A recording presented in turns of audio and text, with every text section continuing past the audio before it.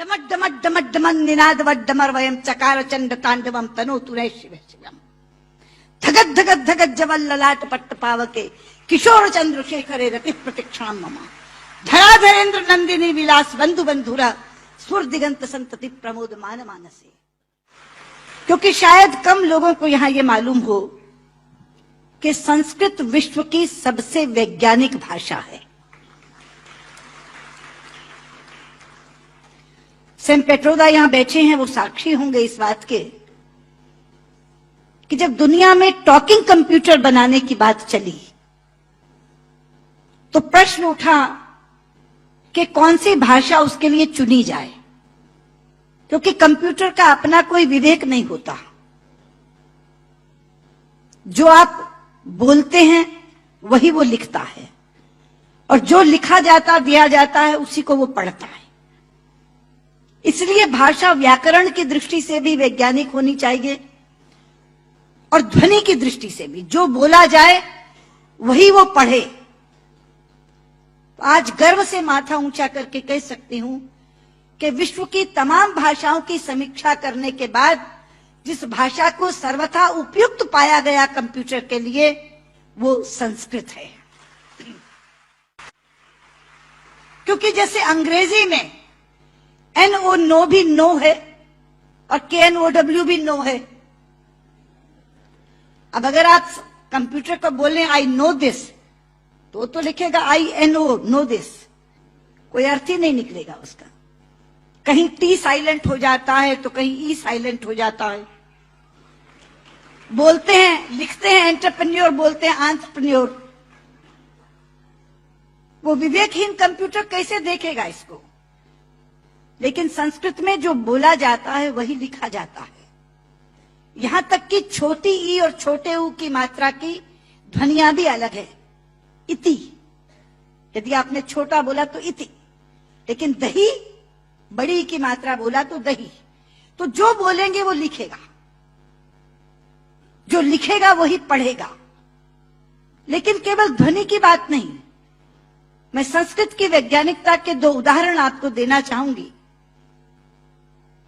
संस्कृत में शब्दों का इतना अपार भंडार है मित्रों कि रचनाकार अपने व्यक्तित्व के अनुसार उसको चुन सकता है। एक प्रसंग है रामायण का कि जिस समय भगवान श्री राम लंकेश पर विजय प्राप्त करने के लिए लंका जाते हैं तो भगवान शंकर की आराधना करते हैं।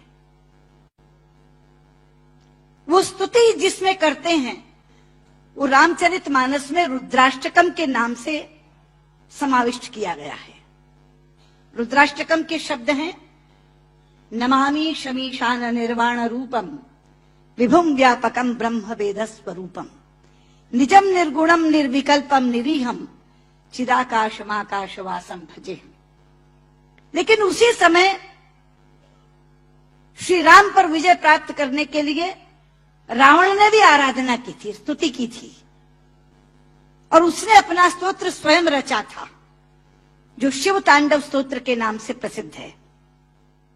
शब्द हैं डमट डमट डमट डमन निनाद वड्डमर वयम चकार चंड तांडवम तनो तुरे शिव शिवम धगत धगत धगत जवल ललाट पट्ट पावके किशोर चंद्रशेखरे रति प्रतिक्षण मम धराधरेन्द्र नंदिनी विलास बंधु बंधुरा स्वर दिगंत संतति प्रमोद मान मानसे।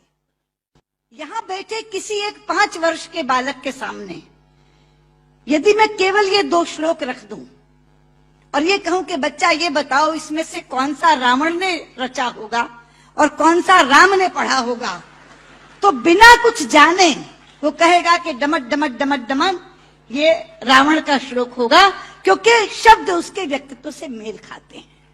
और नमामि शमीशान निर्वाण रूपम राम ने कहा होगा। यह है संस्कृत की वैज्ञानिकता।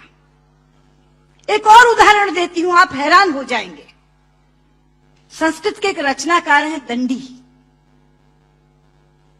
उनका एक नाटक है 10 कुमार चरितम, जिसमें 10 राजकुमारों की कथा है अलग अलग। उसमें एक कथा आती है राजकुमार विश्रुत की।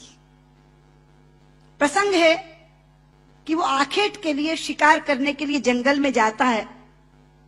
एक तीर आकर उनके होंठ पर लगता है और उनका निचला होंठ कट जाता है। मित्रों, इस प्रसंग के घटने के बाद कथा अनेक पन्नों में चलती है। कितने ही संवाद विश्रुत बोलता है, लेकिन दंडी ने पूरे संवादों में कहीं भी ओष्ठांग का प्रयोग विश्रुत से नहीं करवाया है। ओष्ठांग क्या है? पूरा अल्फाबेट हिंदी का जो पवर्ग है वो ओष्ठांग है। प, फ, ब, फ, म। प, फ, ब, फ, म दोनों होंठ मिलाकर बोले जा सकते हैं। अगर दोनों होंठ में से एक होंठ नहीं है तो आप प नहीं बोल सकते, ब नहीं बोल सकते, भ नहीं बोल सकते, म नहीं बोल सकते। ये पवर्ग ओष्ठांग है। तो अगर उसका एक होंठ कट गया तो उसने पवर्ग का उच्चारण कैसे किया, ये कोई भी प्रश्न कर सकता था रचनाकार से। इसलिए अनेक संवादों में कहीं भी ओष्ठांग का प्रयोग नहीं है। यह है संस्कृत की वैज्ञानिकता। लेकिन लोग आजकल कहते हैं कि संस्कृत तो बोलचाल की भाषा नहीं बन सकती, संस्कृत कभी जनभाषा नहीं रही। शायद इससे बड़ी अज्ञानता की बात कोई दूसरी नहीं हो सकती। संस्कृत जनभाषा रही है। छोटे लोग, अनपढ़ लोग, बिना विद्यालय में गए लोग संस्कृत बोलते रहे हैं। राजा भोज के काल में एक प्रसंग आता है कि राजा भोज एक बार अपने प्रजा का हालचाल जानने के लिए जंगल से जा रहे थे। सामने से एक लकड़हारा आ रहा था। उसने लकड़ियां काटकर अपने सिर पर रखी हुई थी, पसीनों पसीन था। राजा ने लकड़हारे को देखा तो तब संस्कृत में ही बातचीत होती थी, संस्कृत ही जनभाषा थी। तो राजा ने लकड़हारे से कहा, किमते भारम बाधती, क्या ये भार तुम्हें कष्ट पहुंचा रहा है? लेकिन बाध शब्द जो है मित्रों, वो धातु है जो परस्मयी पदी नहीं चलती, आत्मनेपदी चलती है। संस्कृत में दो तरह की धातुएं हैं। परस्मयी पदी चलती है बाधती, बाधता, बाधंती, और आत्मनेपदी चलती है बाधते, बाधेते, बाधनते। बाध शब्द जो है वो आत्मनेपदी में है। तो लकड़हारा जवाब क्या देता है? भारम न बाधती राजन यथा बाधती बाधते। कि राजा, मुझे ये भार कष्ट नहीं दे रहा जितना आपके मुंह से बोला हुआ बाधती शब्द कष्ट दे रहा है, क्योंकि बाधती शब्द का अशुद्ध उच्चारण आपने किया है। ये शब्द बाधते होना चाहिए। भारम न बाधती राजन यथा बाधती बाधते। तो कौन कहता ये जनभाषा नहीं रही? ये जनभाषा रही है। लेकिन आज मैं शंकर जी से कहना चाहूंगी कि आपकी साउथ इंडिया एजुकेशन सोसाइटी पर एक जिम्मेदारी आई है, क्योंकि आज संस्कृत केवल कर्मकांड की भाषा बनकर रह गई। कल जब विश्व के लोग आएंगे और कहेंगे कि कंप्यूटर के लिए हमें संस्कृत के विद्वान दो, हम टॉकिंग कंप्यूटर बनाना चाहते हैं, तो एक विडंबना खड़ी होगी कि जिसे संस्कृत आती है उसे कंप्यूटर नहीं आता, और जिसे कंप्यूटर आता है उसे संस्कृत नहीं आती। इसलिए केवल साइटेशन संस्कृत में पढ़कर अपने कर्तव्य की तीसरी मत कर लीजिए। साउथ इंडिया एजुकेशन सोसाइटी का ये फर्ज बनता है, ये कर्तव्य बनता है कि वो ऐसे लोग पैदा करे जो संस्कृत और कंप्यूटर दोनों के परम विद्वान बने।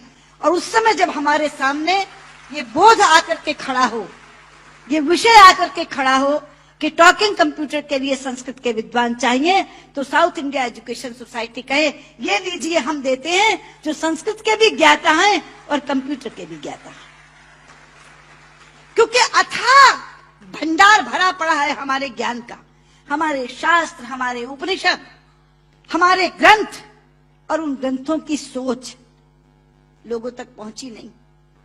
आज अभी शंकर जी अपने प्रारंभिक वक्तव्य में कह रहे थे, उदार चरिता नाम वसुधैव कुटुंबकम। ये संस्कृत जानने वाले की सोच है। संस्कृत बोलने वाला पूरी पृथ्वी को परिवार मानता है, वसुधैव कुटुंबकम। संस्कृत बोलने वाला पृथ्वी को परिवार मानता है, और अंग्रेजी बोलने वाला विश्व को बाजार मानता है। और ये सोच का अंतर है। क्योंकि परिवार में प्यार होता है मित्रों, बाजार में व्यापार होता है, केवल व्यापार, शुद्ध व्यापार। लेकिन ये कौन बताएगा लोगों को कि भारतीय संस्कृति में पूरी पृथ्वी को, पूरी वसुधा को कुटुंब मानने की भावना है। सर्वे भवन्तु सुखिनः, हम तो सर्व की बात करते हैं, सर्वे सन्तु निरामया, सर्वे भद्राणि पश्यन्तु मा कश्चित् दुर्भाग् भवेत्। सर्व के कल्याण की कामना किसने की है? लोग अपनी अपनी बात करते हैं, लेकिन ये है वो भारतीय संस्कृति जो सर्व के कल्याण की कामना करती है।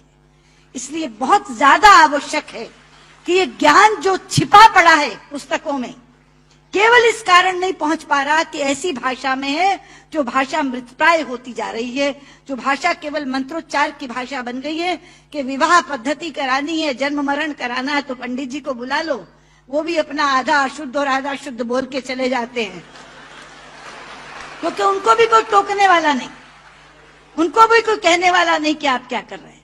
इसलिए साउथ इंडिया एजुकेशन सोसाइटी पर यह जिम्मेदारी आई है, आप इस काम को करें। और मैंने अभी जब आप बैठे थे तो मैंने आपसे कहा था कि जो 2.5 लाख का पुरस्कार आपने मुझे दिया है मैं आपको वापस करती हूं, आप इसी पुण्य कार्य में आप उसका इस्तेमाल करें और ये काम आप जरूर करेंगे। मुझे लगता है तभी मेरा यहाँ आना सार्थक होगा। बहुत बहुत